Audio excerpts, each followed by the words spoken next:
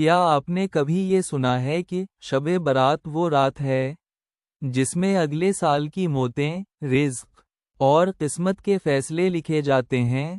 کیا واقعی آج کی رات کسی کا نام زندہ لوگوں کی فہرست سے کٹ کر مرنے والوں میں شامل ہو جاتا ہے؟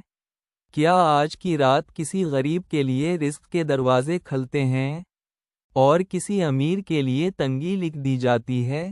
یا یہ سب صرف سنی سنائی باتیں ہیں؟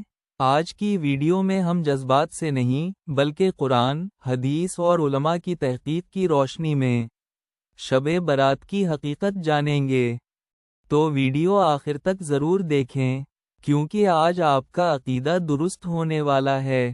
شب برات کیا ہے؟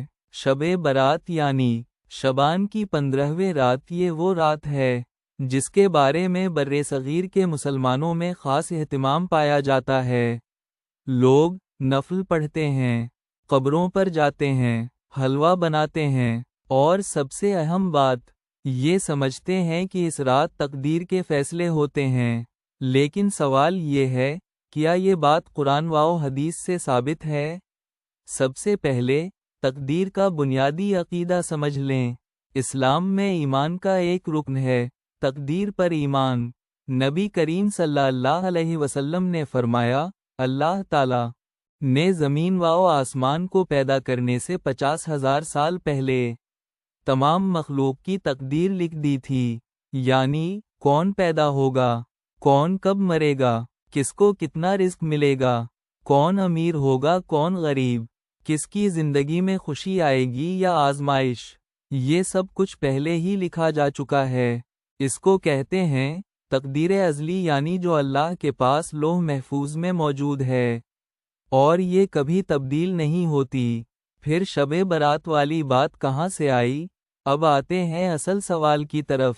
کچھ علماء نے قرآن کی ایک آیت کی بنیاد پر یہ بات کہی ہے کہ شب برات میں سال بھر کے فیصلے فرشتوں کے حوالے کیے جاتے ہیں۔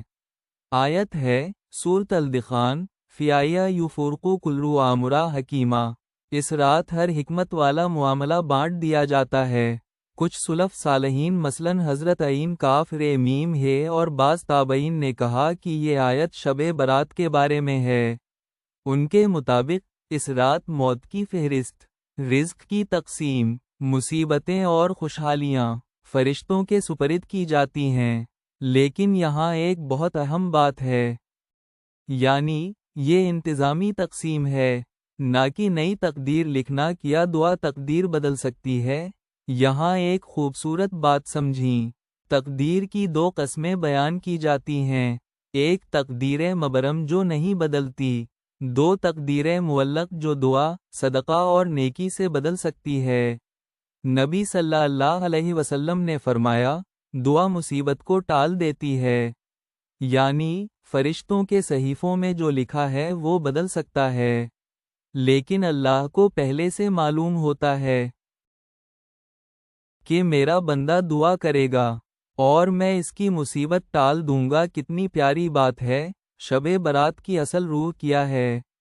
ہم نے اس رات کو صرف تقدیر والی بحث تک محدود کر دیا، حالانکہ اصل مقصد ہے دل صاف کرنا، سچی توبہ کرنا، آنسوؤں کے ساتھ معافی مانگنا، رشتہ داروں اور دوستوں سے کینہ ختم کرنا، کیونکہ حدیث میں آیا ہے کہ کینہ رکھنے والے کی بخشش نہیں ہوتی۔ سوچیں، اگر آج کی رات ہماری مغفرت ہو گئی تو ہماری آخرت بن گئی۔ ایک لمحہ سوچیں، ہو سکتا ہے یہ ہماری زندگی کی آخری شب برات ہو سکتا ہے اگلی بار یہ ویڈیو کوئی اور دیکھ رہا ہو اور ہم قبر میں ہوں تو کیا ہم اللہ سے راضی ہو کر ملنے کے لیے تیار ہیں؟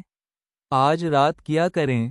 2 رکعت نفل توبہ کی نیت سے، گناہوں کی سچی معافی، والدین کے لیے دعا، مرحومین کے لیے دعا، جن سے ناراض ہیں انہیں دل سے معاف کریں، کیونکہ اگر دل صاف نہیں تو عبادت بھی اوپر نہیں جاتی۔ خلاصہ آسان الفاظ میں بات ختم کرتے ہیں، اصل تقدیر پہلے ہی لکھی جا چکی ہے۔ شب برات میں نئی تقدیر لکھنا قطعی طور پر ثابت نہیں۔